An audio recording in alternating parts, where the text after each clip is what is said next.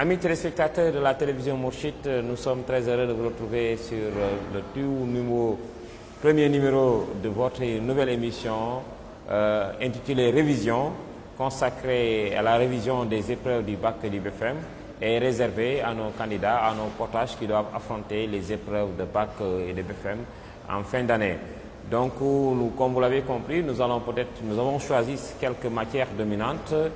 Pour ce tout premier numéro, nous nous consacrons à la révision de la philosophie, le programme de la philosophie en classe terminale d'ailleurs, donc, et pour les séries L et S. Nous avons le plaisir de recevoir M. Gueye, qui est professeur de philosophie, Daouda Gueye, professeur de philosophie au lycée de Ouakam. Avec lui, nous allons essayer de voir un peu le domaine 1 pour permettre à nos candidats d'avoir un aperçu de ce programme, de cette partie maintenant de la philosophie qui est déjà abordée en grande partie dans les écoles. Donc, M. Gueye, nous vous permettons encore une fois de vous présenter pour nos téléspectateurs. Voilà, merci M. Diak. Je commence d'abord par saluer les téléspectateurs de la télévision Mourchid, mais également les techniciens qui s'affairent derrière la caméra pour une bonne tenue, n'est-ce pas, donc, de cette émission. En profiter également pour saluer nos élèves du lycée de Ouakam, du lycée d'excellence Naforé et de Ababacar Diaoulaye, et tous les élèves du Sénégal, notamment ceux qui sont en classe de terminale et qui préparent, n'est-ce pas, donc, l'examen du baccalauréat, plus particulièrement les épreuves anticipées de philosophie. Comme vous l'avez dit, je suis effectivement actuellement en poste au lycée de Ouakam. J'espère que cette émission se déroulera sous de bons auspices et que nos élèves en tireront bénéfice pour mieux les préparer à affronter les épreuves anticipées de philosophie. Voilà, donc à tout honneur, Seigneur. En fait, on vient de démarrer cette émission et voilà, nous comptons avec vous voir ce que c'est la philosophie. Et c'est parce que en fait, c'est une préoccupation générale chez les potaches qui doivent affronter les épreuves de l'examen du bac. Une matière qui semble être difficile à leur niveau. Et parfois, les élèves, en tout cas, trouvent d'énormes difficultés à embrasser cette discipline, qui est une discipline vraiment très noble, très intéressante, mais en fait, il y a quand même des difficultés chez les élèves pour comprendre cette matière-là, le concept de philosophie. Si vous aviez à définir, pour un peu aborder, qu'est-ce que la philosophie, M. Gueye? Oui, je commencerai d'abord par les inquiétudes qui habitent souvent les élèves qui, pour la première fois, viennent dans le cours de philosophie. Et ces inquiétudes sont liées au fait qu'au-delà même des élèves, c'est l'homme qui est naturellement misonéiste, autrement dit, qui a peur de la nouveauté. Et surtout que la philosophie est une discipline que les élèves n'abordent qu'en classe de terminale. Il y a aussi le fait qu'ils ne viennent jamais dans ce cours de philosophie l'esprit vierge. Au contraire, par ouï dire, ils ont eu à glaner, n'est-ce pas, donc, un certain nombre d'informations, certaines erronées sur la philosophie, qui fait que déjà un mur se dresse entre cette discipline, n'est-ce pas, donc, et les élèves. Mais est-ce que ce n'est pas les professeurs de philosophie même parfois qui dans un certain sens, déifient ou quand même portent au pinacle cette discipline au point que les élèves également penseraient? Il y a peut-être un peu de ça, et cela n'est pas du tout la particularité des professeurs de philosophie. On fait le même reproche aux professeurs de mathématiques, parce que la philosophie et la mathématique sont des disciplines éminemment, n'est-ce pas, donc, abstraites, ce qui fait que quelque part, la façon dont le professeur aborde l'enseignement de ces disciplines peut être pour beaucoup dans la façon dont l'élève reçoit, bien ou mal, n'est-ce pas, donc, cet enseignement-là. Donc, je vous conseille de cela, mais depuis un certain temps, quand même, il y a une révolution qui est en train de s'effectuer dans l'enseignement de la philosophie, parce qu'on essaie, n'est-ce pas, donc, de plus en plus de mettre la philosophie au niveau des élèves. Et tout cela, maintenant, se situe au niveau de l'approche pédagogique. Et donc, je pense que cette inquiétude-là va être levée. Mais je dois préciser également que ce qui va comme corroborer ces inquiétudes avec lesquelles les élèves débarquent dans le cours de philosophie, c'est que la première chose qu'ils constatent, c'est que par rapport à la question que légitimement ils se posent, à savoir qu'est-ce que la philosophie, d'emblée ils découvrent qu'il n'y a pas une réponse à cette question. Parce que si on revisite l'histoire de la philosophie, on verra que ce qui est constant, c'est que c'est l'absence d'une définition unique et consensuelle de ce concept qu'est la philosophie. Mais pourtant, en fait, avant même d'être en classe terminale, les élèves savent que, en fait, la philosophie, c'est l'amour de la sagesse. C'est la définition assez lapidaire qu'ils ont déjà. Oui, avant. mais ils entendent, comme j'ai dit, par ouï-dire avant d'arriver en classe terminale, par leurs aînés, ou bien par la télé, ou bien à travers les lectures qu'ils font, donc des informations par rapport à la philosophie, et qui les amènent parfois, comme vous dites, à afficher des définitions lapidaires de la philosophie, comme par exemple que la philosophie c'est l'amour de la sagesse. Mais il ne s'agit pas seulement de dire que la philosophie c'est l'amour de la sagesse, il faut procéder à une démarche de conceptualisation pour savoir ce que renferme le concept d'amour et ce que renferme le concept de sagesse, et maintenant en venir à voir si effectivement on peut, oui ou non, définir la philosophie comme l'amour de la sagesse. Mais donc cette définition est assez limitée pour justement permettre un peu de comprendre le contenu, le sens propre de ce concept. Ce n'est pas que cette définition soit limitée, c'est juste que c'est une définition de la philosophie, mais ce n'est pas la définition de la philosophie. Parce que lorsqu'on énonce la question « qu'est-ce que la philosophie ?», ce à quoi l'on s'attend, c'est à ce qu'on nous dise que la philosophie c'est. Autrement dit, qu'on nous donne une définition positive de la philosophie, une définition unique sur laquelle, n'est-ce pas donc, tous les philosophes, tous les spécialistes de la matière tombent d'accord. Or, c'est une telle définition qui fait défaut. Maintenant, on peut bien s'interroger sur les raisons pour lesquelles il n'y a pas une définition unique et consensuelle de la philosophie. Mais revenons un peu sur l'amour de la sagesse. En réalité, même dans cette définition, rien n'est édifiant. En tout cas, rien ne laisse comprendre effectivement le sens propre. L'amour de la sagesse. Et c'est une, en fait, on essaie de définir en essayant de jouer avec les termes philo, sophos, un peu le terme latin, et l'amour de la sagesse. Mais là, ça ne laisse pas comprendre. En général, l'approche pour définir un concept peut consister à partir de son étymologie.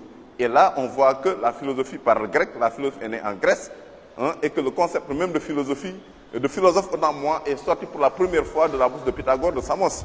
Pythagore, comme nous le savons, de même que Thalès et tous les philosophes de l'Antiquité, excellaient dans plusieurs domaines du savoir.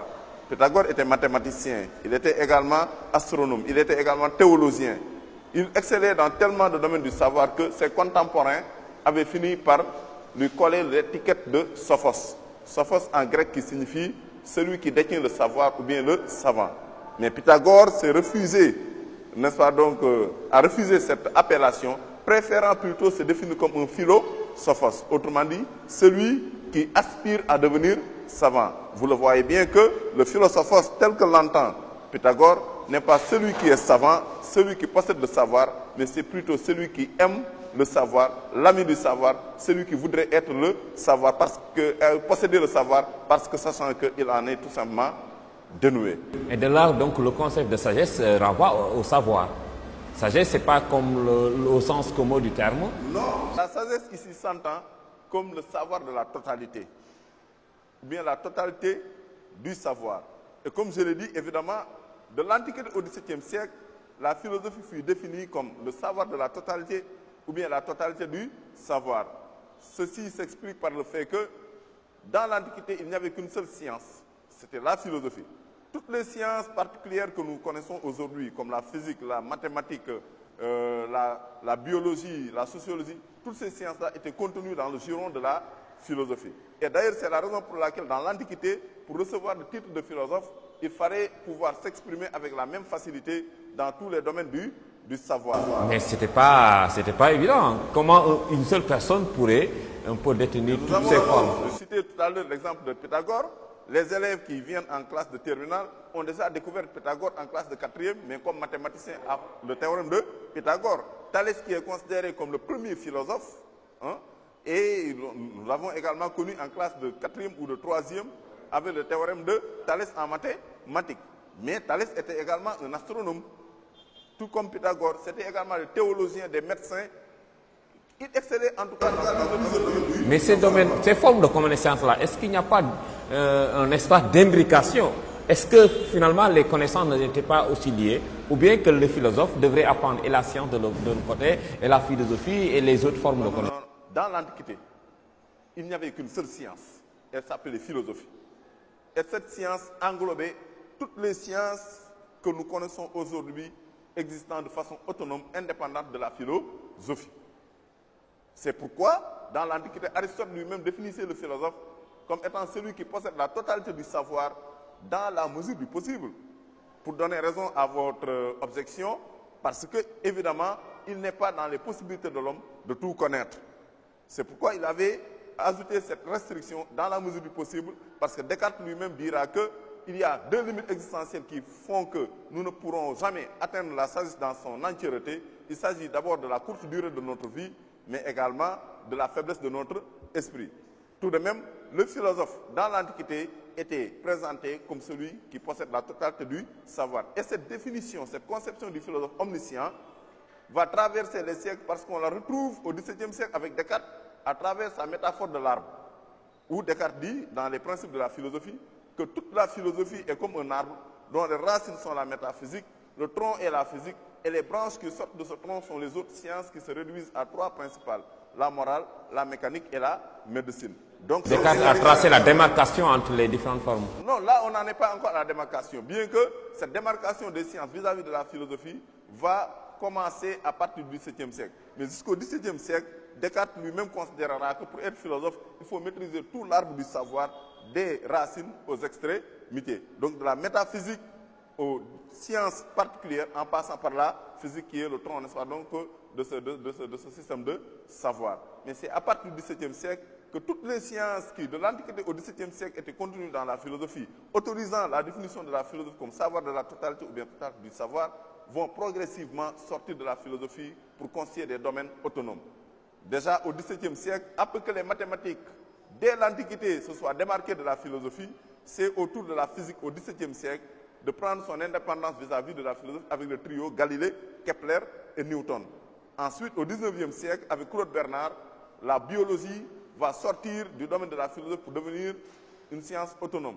Toujours au XIXe siècle, la chimie avec Lavoisier va suivre, n'est-ce pas, donc l'exemple des mathématiques, de la physique et de la biologie. Et à partir du XXe siècle, avec Auguste Comte, la sociologie va ouvrir la voie d'émancipation des sciences dites humaines, comme l'histoire, comme l'ethnologie, comme la psychologie, n'est-ce pas, donc du giron de la philosophie. Ce qui fait donc qu'aujourd'hui, étant donné que toutes les sciences qui, de l'Antiquité au XVIIe siècle, étaient contenues dans la philosophie, s'en sont démarquées, il n'est plus possible de définir la philosophie comme le savoir de la philosophie. Mais moi, c'est la question même, qu'est-ce qui reste de la philosophie? Puisque la philosophie, justement, est devenue un néant de savoir, ou bien un savoir en tant que néant.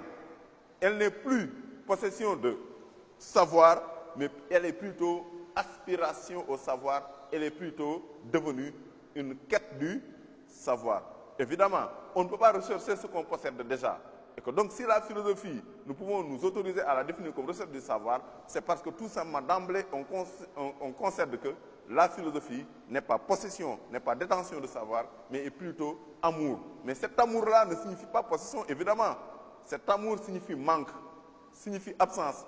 Et c'est cet état de manque, ce sentiment d'absence qui plonge le philosophe dans un état d'inquiétude, inquiétude justement dont il ne peut sortir que par l'acquisition de l'objet aimé. Et cet objet aimé, c'est la sagesse, ce qui met le philosophe sur le chemin de la recherche pour pouvoir remplir ce vide-là laissé par l'objet aimé, c'est-à-dire la sagesse. Mais donc, par conséquent, le philosophe, c'est l'homme profane. Puisqu'en fait, il faut être vide, comme on dit, d'esprit, pour pouvoir maintenant aspirer à la connaissance. Oui, il y a une proximité entre le philosophe et le profane. Par profane, certainement, vous voulez dire l'homme du sens comme sera le nom philosophe. Sauf que la différence entre le philosophe et le profane, entre le philosophe et le non-philosophe, c'est que le philosophe, c'est celui qui a pris conscience de son ignorance. Contrairement au non-philosophe, qui non seulement est ignorant, mais pire encore, il est ignorant de son ignorance. Or, comme Socrate se l'entend dire par Diotime dans un texte du banquet, quand on ne croit pas manquer d'une chose, on ne la désire pas. C'est pourquoi le profane ne désire pas devenir savant, parce qu'il croit posséder la sagesse. Diotime le dit, l'ignorance a précisément ceci de fâcheux que n'ayant ni beauté, ni bonté, ni science, on s'en croit suffisamment pourvu. Or, quand on ne croit pas manquer d'une chose, on ne la désire pas. En revanche, le philosophe, c'est celui qui certes est ignorant, mais qui est conscient de son ignorance, et cela se traduit dans l'agonos socratique. Tout ce que je sais, c'est que je ne sais rien. C'est parce que tout simplement il sait qu'il ne sait rien et qu'il désire savoir, il est amoureux du savoir, que le philosophe se lance sur le chemin de la recherche du savoir.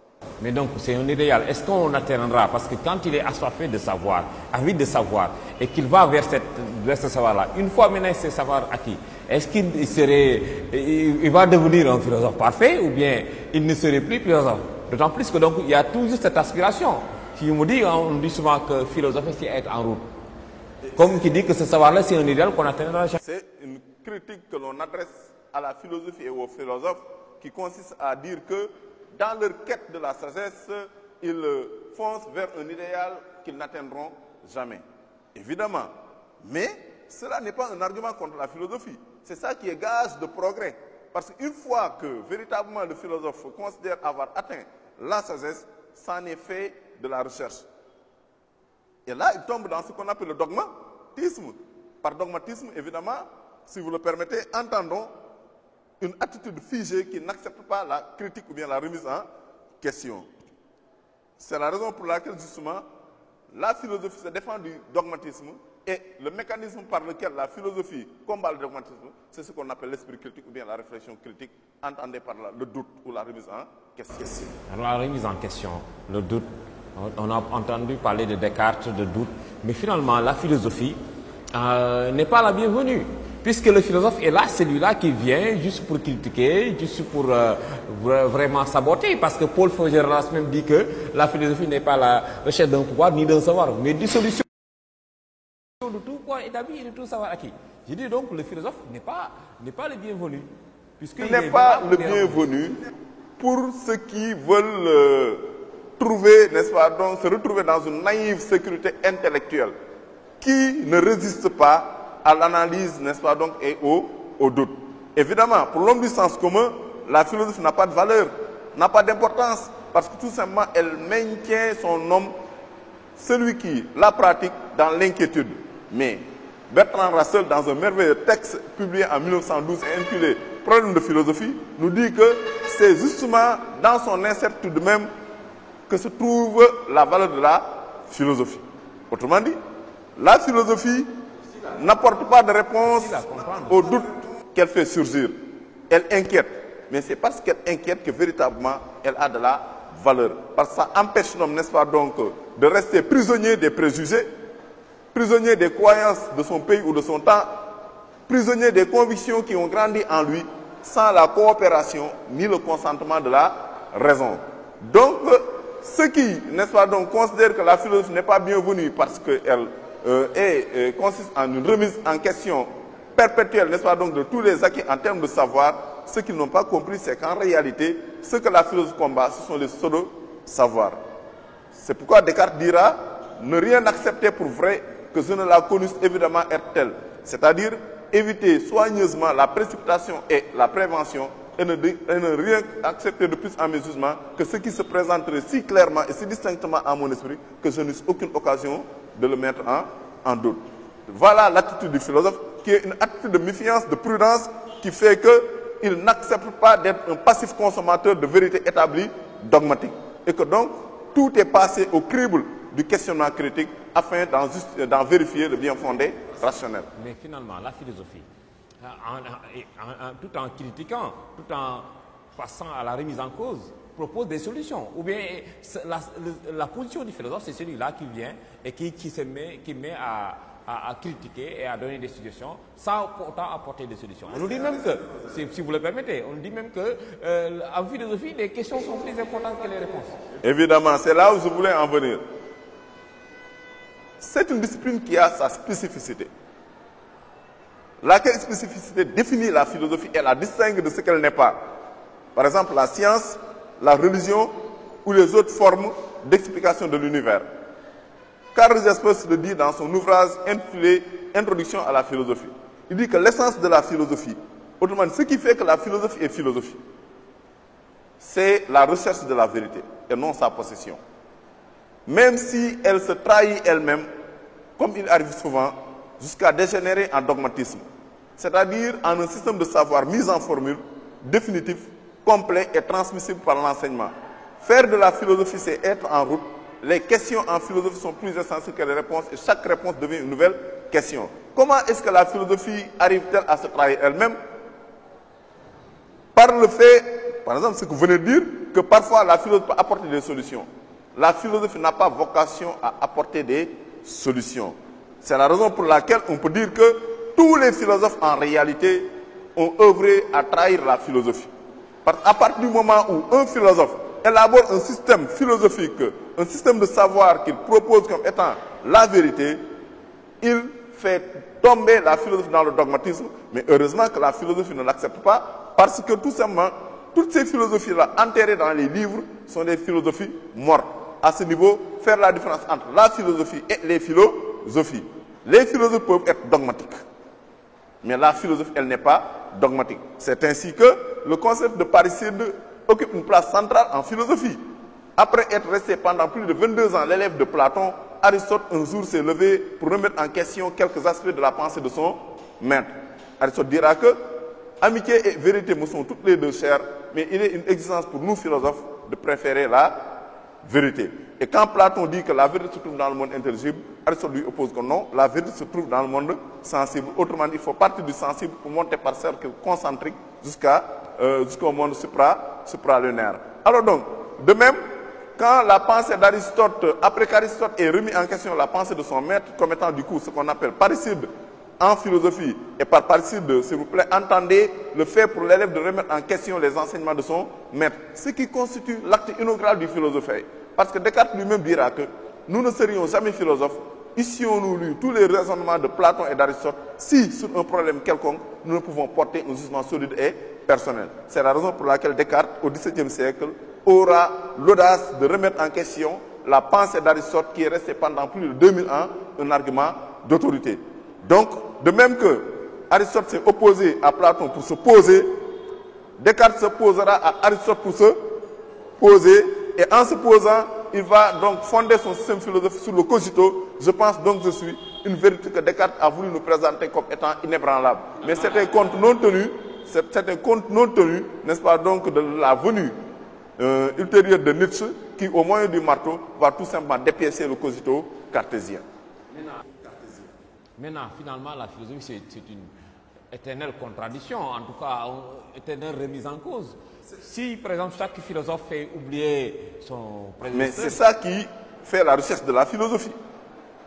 C'est ça qui fait la recherche de la philosophie. Parce que, considérer que tous les philosophes étaient d'accord sur un contenu de savoir, il n'y aurait plus de recherche, on tomberait dans le dogmatisme, la pensée se figerait, et il n'y aurait plus de progrès. Comme je l'ai dit tantôt, cette contradiction, c'est ça qui est gage de progrès. Il n'y a de progrès que là où il y a cette dialectique qui consiste dans la destruction de l'ancien pour permettre, n'est-ce pas, donc, au nouveau de s'installer. C'est la raison pour laquelle, dès qu'une philosophie tend à s'imposer définitivement comme la philosophie, elle voit aussitôt naître une nouvelle pensée qui va s'opposer à elle pour ensuite se poser comme la philosophie avant de subir le même sort de la part, n'est-ce pas, donc, de philosophes qui viendront après. C'est pourquoi cette image, cette contradiction entre système philosophique, entre philosophes, est peinte de façon merveilleuse par Arthur Schopenhauer lorsqu'il déclare que, en fait, les philosophes sont comme des araignées qui se tiennent au milieu de leur toile et qui ne se rapprochent des autres que pour les détruire. Et c'est, pour parler comme Henri Gouillet, parce que chaque philosophe voudrait être la philosophie. Mais aucun philosophe n'y est parvenu, parce qu'à chaque fois qu'un philosophe pose son système comme étant la philosophie, une nouvelle philosophie va naître pour le remettre en question, pour poser, n'est-ce pas, donc, le sien comme étant la philosophie, ainsi de suite, ainsi de suite. Ainsi de suite. Voilà, maintenant la dernière question pour clore un peu cette première partie. Est-ce qu'on est philosophe ou on le devient? Une question très pertinente, est-ce qu'on est philosophe ou bien est-ce qu'on le devient? En tout cas, à un moment donné, les gens ont pensé que, puisque nous possédons tous l'unité de mesure de la philosophie dans notre raison naturelle, que tout le monde pouvait être immédiatement, spontanément philosophe. Et à un moment donné, il a fallu que Hegel siffle la fin de la récréation pour dire dans un texte qu'il est particulièrement nécessaire de faire de nouveau du philosophie une affaire sérieuse. Parce que la philosophie, à un moment donné, avait cessé d'être considérée comme une activité sérieuse, parce qu'on pensait que quiconque se levait un jour pouvait se dire philosophe. Pourquoi? Parce qu'il possède la raison.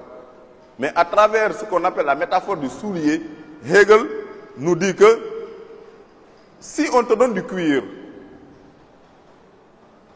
des aiguilles, de la colle et le matériel pour faire un soulier, et que tu possèdes l'unité de mesure du soulier à ton pied, est-ce que cela suffit pour que tu puisses nous faire un soulier? Évidemment non. Parce que pour faire du soulier, il faut d'abord apprendre à faire un soulier. Le matériel ne suffit pas. L'unité de mesure à ton pied ne suffit pas. De la même manière également, si on te donne du bois, de la colle, des clous et le matériel, tu ne pourras pas nous faire une table. Pour faire une table, il faut apprendre l'art de faire une table, et c'est ce qu'on appelle la menuiserie. Hegel dit donc également que pour la philosophie, c'est la même chose. On ne naît pas philosophe. On devient philosophe par l'apprentissage des règles de philosophie citées de la méthode philosophique. Laquelle méthode repose sur trois principes: le questionnement critique, la cohérence démonstrative et l'effort de conceptualisation ou bien de systématicité conceptuelle. Est-ce que vous pouvez revenir encore sur cette démonstration? En fait, les étapes de la philosophie, vous dites que la première étape c'est... Et c'est ça qui rejoint ce qu'on appelle le doute. Le doute pour lequel d'aucuns pensent que, comme vous disiez tout à l'heure, la philosophie ne sert à rien, elle ne fait que, n'est-ce pas, donc inquiéter, remettre en question. L'acte inaugural du philosophe, c'est le doute. Évidemment, originellement, on a dit que l'origine de la philosophie, c'est l'étonnement. S'étonner signifie prendre conscience de notre ignorance. Parce que l'étonnement est causé par le spectacle d'un fait nouveau, d'un fait inhabituel qui nous étonne et qui nous fait prendre conscience de ce que nous ne savons pas. Maintenant, prenant conscience de ce que nous ne savons pas, nous cherchons à savoir. Et la modalité par laquelle nous cherchons à savoir en philosophie, c'est le questionnement. Mais si l'étonnement donne naissance à la philosophie, c'est le doute qui maintient la philosophie et qui la perpétue. Parce que si, m'étonnant, autrement dit, prenant conscience de ce que je ne sais pas, je m'interroge et que j'obtiens une réponse et que je me contente de cette réponse-là, alors je tombe dans le dogmatisme parce que je mets fin à la quête. Mais c'est le doute qui va prendre le relais de l'étonnement en passant, n'est-ce pas donc, en faisant passer par le tribunal, n'est-ce pas donc, de la raison critique, par le tribunal du questionnement critique ou bien de la critique questionnante, ces réponses-là qui sont obtenues à la suite de ce questionnement suscité par mon étonnement. C'est la raison pour laquelle le questionnement critique, chez Descartes en tout cas, est l'acte inaugural du philosophe. Chez Aristote également, parce que son système philosophique ne fut élaboré qu'à partir de l'instant où il a remis en question les enseignements de son maître. Donc le questionnement critique, la cohérence démonstrative, parce que aussi en philosophie, tout ce que l'on dit doit être justifié rationnellement par des arguments de raison. Et ces arguments-là doivent être agencés de façon à offrir une certaine cohérence dans la démonstration. Et le dernier critère, c'est la conceptualisation qui consiste à exprimer ses idées de façon générale et abstraite. D'ailleurs, ce que souvent nos élèves candidats au baccalauréat ignorent touchant l'évaluation en philosophie, c'est que en général, les élèves pensent que nous corrigeons d'abord l'introduction pour mettre une petite note quelque part, pour ensuite lire le développement et le noter, et enfin la conclusion, ensuite faire la somme, n'est-ce pas, donc des points alloués à chacune des parties de la dissertation. Il n'en est rien. L'évaluation repose sur des critères. Ce sont ces critères-là qui correspondent à des compétences que le professeur de philosophie est censé installer en ses élèves durant l'année philosophique. Le premier critère, c'est la conceptualisation, problématisation. Elle est notée 7 sur 20. Le deuxième critère, c'est l'argumentation, ou bien la démonstration argumentation. C'est le corps du devoir. C'est noté 8 sur 20. Il reste 5 points. Ces 5 points-là sont alloués à la communication, c'est à la qualité de l'expression. Vous voyez donc qu'on retrouve ici, dans les critères requis pour faire une bonne dissertation, les règles de philosophicité. Le questionnement critique, la conceptualisation, la problématisation, le questionnement critique, la cohérence démonstrative dans le travail de démonstration, argumentation dans le corps du devoir, ce qu'on appelle le développement, et enfin la conceptualisation qui consiste, n'est-ce pas donc, à exprimer ses idées de façon générale et abstraite. Le troisième critère, la communication, évidemment, ce n'est pas en classe de terminale que l'on apprend ça. le maniement de la langue. C'est la raison pour laquelle nos collègues au niveau de l'élémentaire ont un grand rôle à jouer par rapport à la préparation des futurs apprentis philosophes. Parce que le préacquis principal pour permettre à l'élève de pouvoir aborder l'étude de la philosophie sans d'énormes difficultés, c'est la maîtrise de la langue, tant il est vrai que nous enseignons la philosophie en langue française. Voilà, nous reviendrons un peu sur les gens, en fait, sur les exercices philosophiques, la dissertation philosophique, le commentaire philosophique qui pose souvent problème chez les élèves, problème de méthodologie comme vous l'avez dit, mais peut-être une dernière question un peu par rapport à toute cette problématique de la définition de la philosophie en tant que telle. Maintenant, est-ce qu'on apprend quelqu'un l'histoire de la philosophie ou bien on doit l'apprendre, on doit lui donner les bases pour qu'il devienne lui-même philosophe? C'est-à-dire que comprenez par là, est-ce qu'on apprend-on la philosophie ou bien apprenons-nous à être philosophe? Voilà, je préfère la dernière formulation de votre question, à savoir, apprenons-nous à être philosophe. Nous ne pouvons apprendre qu'à philosopher. Évidemment, la philosophie, on ne peut pas l'apprendre. Parce que quand vous parlez de la philosophie, moi, ce que j'entends par là, c'est plus de 27 siècles de philosophie. Parce qu'elle est née au 6e siècle avant Jésus-Christ, bien que ce soit discutable par ailleurs, comme tout le reste en philosophie. En Grèce, nous en sommes, n'est-ce pas, aujourd'hui au 27e siècle de philosophie. Et contenu dans pas moins de 400 000 livres. Cela, personne ne peut l'apprendre. Toujours est-il qu'il est bon de s'initier à l'étude de l'histoire de la philosophie pour voir comment les philosophes ont procédé dans leur culture de ce qu'on appelle la philosophie. Mais ce qu'on peut apprendre, c'est la méthode, la démarche philosophique. Et là-dessus, Kant dira que, évidemment, on n'apprend pas la philosophie. On n'apprend qu'à philosopher. Et le philosopher repose sur les critères que j'ai établis tout à l'heure, à savoir le questionnement critique, la cohérence démonstrative et l'effort de systématicité conceptuelle. Mesdames et messieurs, vous l'avez compris, nous sommes là pour quand même discuter de la problématique de la définition de la philosophie, c'est la première partie. Mais vous allez nous permettre, M. Gueye, de revenir sur un aspect important, c'est-à-dire des rapports entre la philosophie et la science, la philosophie et la religion. Est-ce qu'il n'y a pas un espace d'imbrication entre ces trois domaines de connaissances, ou bien s'il y a une différence un peu à ce niveau, quelles seraient les différences qu'il est illégitime d'opposer philosophie, science et religion. Seulement, à l'analyse, il y a des différences entre ces trois modes. Je parle de mode parce que la philosophie, la science et la religion sont toutes les trois des modes d'approche et d'explication de l'univers. L'homme plongé dans le monde, entouré de choses qu'il ne comprend pas, cherche à donner un sens à son existence. Pour ce faire, il s'interroge. Avant la naissance de la philosophie, il y avait la religion et le mythe comme source de réponse aux questions que l'homme se posait quant à la signification ou bien le sens de son existence. Mais quand même, la philosophie est du domaine théorique, alors que la science semble être une question de pratique. Ce n'est pas pratique. La science, elle est théorique. Et là-dessus, d'aucuns confondent la science avec la technique.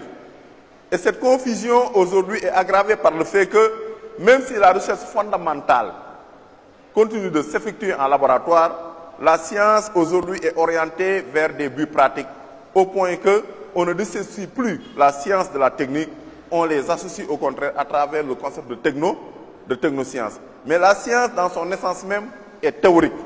Parce que le but de la science, c'est juste d'informer l'esprit humain, ou bien en tout cas, de façon imagée, à étancher la soif de l'esprit, soif justement attisée et aggravée par la philosophie, qui, se définissant comme recherche du savoir, était déjà porteuse d'une promesse faite à l'homme que par elle, l'homme pourrait accéder au savoir. Mais après 2000 ans de philosophie, l'homme s'est rendu à l'évidence que ce n'est pas par la philosophie qu'il pourrait accéder au savoir, pour la raison que vous avez avancée tout à l'heure, à savoir que la philosophie ne paraît pas recherche du savoir, elle semble plutôt dissolution de toute connaissance acquise. C'est ainsi que quand la science est née et qu'en moins de 3 siècles d'existence, parce qu'il faut le rappeler, la science a pris son indépendance vis-à-vis de la philosophie à partir du 7e siècle, mais ne va faire de progrès réel qu'entre le début, la fin du 18e siècle et le début du 19e siècle. Et en moins de 3 siècles d'existence, donc la science a valu à l'homme beaucoup de satisfaction en matière d'informations théoriques fournies à l'homme sur les lois qui gouvernent l'univers. Maintenant, ces informations théoriques peuvent être utilisées par l'homme et pour ce faire, il a besoin, n'est-ce pas, donc, de faire intervenir la technique pour la mise en application pratique de ces découvertes théoriques de la science. Parce que le credo de la science, c'est la vérité, rien que la vérité, toute la vérité et pour la vérité. C'est un peu à l'image des théoriciens du Parnasse, l'art pour l'art, la science dit la vérité pour la vérité. Mais cette vérité-là, ainsi découverte et mise à la disposition de l'homme, peut être utilisée. Et son utilisation, évidemment, comme je l'ai dit tantôt, se fait par l'application grâce à la technique. Et c'est ça qui nous vaut, n'est-ce pas, donc, des satisfactions dans plusieurs domaines de notre existence, dans le domaine du transport avec les TGV, les avions, les moyens de transport, dans le domaine de la santé, dans le domaine, n'est-ce pas, donc, de la communication. Mais là-dessus, il faut faire le distinguo entre ce qui relève de la responsabilité de la science et insister sur le fait que la science est théorique. Elle fournit à l'homme des informations théoriques, mais ces informations théoriques en elles-mêmes, n'est-ce pas, donc, ne servent pas à se déplacer, mais peuvent être mises en application grâce à la technologie et fabriquer des objets qui peuvent améliorer les conditions. Mais à considérer qu'il n'y a de philosophie que là où il y a objet, est-ce qu'on ne peut pas dire que la philosophie est la servante de la science? C'est-à-dire qu'il faut d'abord qu'il y ait science pour qu'il y ait encore philosophe. Parce que le philosophe a besoin de matière. La philosophie, évidemment, a besoin de matière, mais il ne faut pas non plus lire les rapports entre philosophie et science sur le mode de la servitude. Servitude de la philosophie vis-à-vis de la science. Au contraire, autant la science a besoin de autant la philosophie a besoin de la science, autant la science a besoin de la philosophie. Parce que ce qu'il y a de plus important dans la démarche de la science, ce n'est pas tant le résultat que ce qui déclenche, n'est-ce pas, donc, l'effort de recherche qui mène à ce résultat. Or, l'élément déclencheur, c'est ce que l'on appelle en épistémologie un fait problème. Il faut qu'il y ait un fait problème pour que, évidemment, il puisse y avoir cette recherche scientifique. Je vais vous donner un exemple. En chimie, il y a ce que l'on appelle la théorie de la phlogistique. La phlogistique est une substance chimique contenue dans tous les corps. Or, cette phlogistique est une substance qui ne peut pas supporter la chaleur. Donc, tous les corps maintenant, tout ce qui est matière, tout ce qui est corps, contient cette substance que l'on appelle la phlogistique. Mais quand le corps est exposé à un certain degré de chaleur, la phlogistique disparaît. C'est ce qui explique que l'on est longtemps tenu pour vrai la théorie selon laquelle tout corps qui brûle devient moins pesant parce qu'au cours de la combustion, exposé à une certaine température, ce corps perd la phlogistique.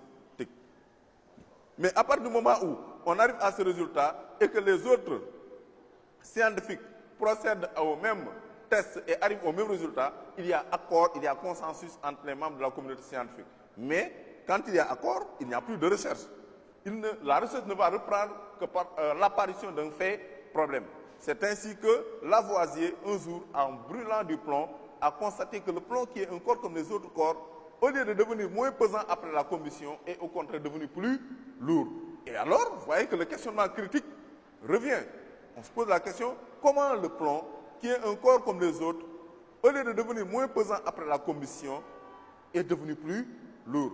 Ce qui donc relance la recherche et les hommes de science vont retourner en laboratoire et à terme, c'est Lavoisier lui-même qui trouvera la clé de l'explication, dira que, évidemment, le plomb est un corps comme les autres corps et qu'au cours de la combustion, il a effectivement perdu la phlogistique, mais parallèlement, il y a des molécules d'oxygène qui sont venues se greffer sur sa masse et c'est ça qui explique que le plomb, après combustion, soit devenu plus pesant. Alors la théorie, dans son énonciation, change. On dira plus tout corps qui brûle devient moins pesant. Désormais, on dira quelques corps en brûlant deviennent moins pesants, mais quelques autres corps également, après combustion, deviennent plus lourds. Exemple, le plomb. On reste sur cet accord-là en attendant l'apparition d'un autre fait polémique qui va relancer la recherche scientifique. Mais dès qu'il y a fait polémique, la philosophie, dans sa dimension critique, intervient pour éperonner la science. connaissez les perrons. En général, je dis à mes élèves, voyez dans les films western, les cowboys, ils portent des santiags. Et au niveau du talon, vous voyez une sorte d'étoile. C'est ça qu'on appelle un éperon, dont l'utilité est de piquer le flanc des chevaux pour les amener à galoper. Le fait polémique et le questionnement critique de la philosophie vient éperonner la science pour la tirer, n'est-ce pas, donc, de sa léthargie, pour amener les hommes de science à prononcer la recherche pour une meilleure certaine. Voilà, nous sommes au terme de cette émission. Bon, il nous reste juste à aborder le rapport entre la philosophie et la religion, pour quand même terminer, parce qu'il ne reste plus beaucoup de temps. C'est un rapport longtemps établi sur un malentendu. Parce que la religion, son autorité s'est installée aussi bien en matière de vérité qu'en matière d'action, bien avant l'avènement de la philosophie. Les vérités de la religion sont des dogmes. Et ces dogmes relèvent de l'ordre du mystère et du sacré. Donc, n'accepte pas la critique. Ce sont des vérités qui se veulent absolument certaines et qui en appellent de la part du croyant une soumission par adhésion spontanée, une attitude de vénération muette et de soumission craintive. C'est justement une telle attitude que la religion requiert de la part des hommes que la philosophie au VIe siècle, à sa naissance, va questionner.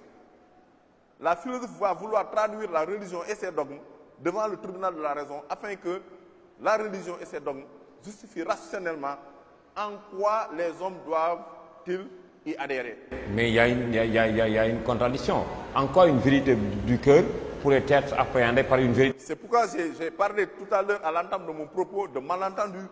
C'est une confusion parce que c'est le reproche d'ailleurs que la religion va faire à la raison. La religion va considérer que la raison philosophique a une ambition démesurée. Et quelle est cette ambition? Elle est contenue même dans la définition de la philosophie et consiste en ce que la philosophie voudrait expliquer tout par la raison.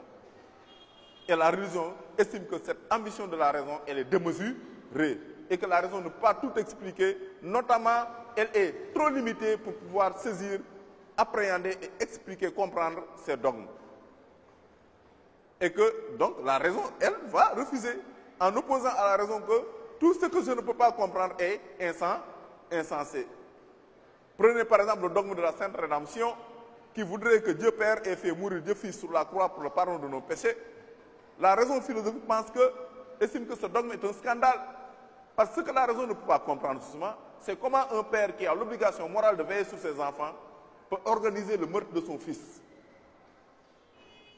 Mais la religion lui oppose que ce n'est pas que ce dogme soit insensé, c'est plutôt que son sens est situé à un niveau que toi, en raison de ton caractère limité et infirme, tu ne peux pas accéder. Voilà la raison pour laquelle, justement, il y a un conflit, une opposition entre philosophie et religion. Mais cette opposition n'est pas fondée. Vous savez pourquoi? C'est Pascal qui nous donne la clé de la solution pour dépasser ce conflit et établir les rapports entre philosophie et religion sur le mode de la complémentarité dialectique. Pascal définit 3 ordres de vérité. Il dit qu'il y a les vérités rationnelles, science, philosophie. Et dans le domaine des vérités rationnelles, l'autorité, c'est la raison. Il y a ce qu'il appelle les vérités religieuses, les dogmes. L'autorité, c'est l'écriture. Par écriture, avec grand E, entendez le Coran, la Bible ou bien la Torah, pour les religions dites révélées. Il y a les vérités des faits. Dans les faits, l'autorité sont les organes de sens. Par exemple, si quelqu'un venait nous dire qu'il y a un accident dehors, pour savoir si c'est vrai ou faux, ce n'est pas dans le Coran qu'on va chercher. Parce que le Coran, l'écriture n'est pas compétente. La religion ne doit pas s'en mêler, excusez-moi. Alors, on ne doit pas non plus en appeler à la raison. On doit aller s'assurer par la vue qui est un organe de sens. Mais quand on nous dit, comme Galilée l'a fait en 1632, que la Terre tourne, est-ce que c'est dans le Coran, la Bible ou la Torah qu'on doit chercher si c'est vrai ou faux? Non. On est dans le domaine de vérité rationnelle, scientifique. Donc c'est la raison qui seule est apte à juger de la recevabilité ou non d'une telle vérité. Or, ce n'est pas cela qui s'est passé parce que l'Église s'est mêlée à condamner cette découverte de Galilée Et le pape a alors publié un décret condamnant cette découverte de Galilée. Parallèlement, Pascal avait émis l'idée que le pape peut publier autant de décrets qu'il voudra, cela n'empêchera pas le monde de tourner, la terre de tourner et le bonnet du pape avec. Parce que là, ce qu'il voulait dénoncer, c'est cette immixtion de la religion dans un domaine où elle n'est pas compétente. De même également, la raison ne doit pas se mêler à demander, n'est-ce pas, donc, au cœur les raisons pour lesquelles, n'est-ce pas, donc, il adhère à l'idée que Dieu existe et à la véracité, n'est-ce pas, donc, des autres dogmes. Pascal conclut en disant qu'il faut douter où il faut, se soumettre où il faut et s'assurer où il faut. Qui ne fait ainsi n'entend point la voix de la raison. Et le pape Jean-Paul II, dans Fides et Ratio, dira qu'au lieu d'opposer foi et raison, il faut comprendre que ce sont les deux ailes qui permettent à l'esprit de s'élever à la contemplation de la vérité. Merci M. Gueye. Nous sommes au terme de cette émission. C'était vraiment très riche et très enrichissant parce que nous avons un professeur qui a une grande passion pour son domaine, la philosophie.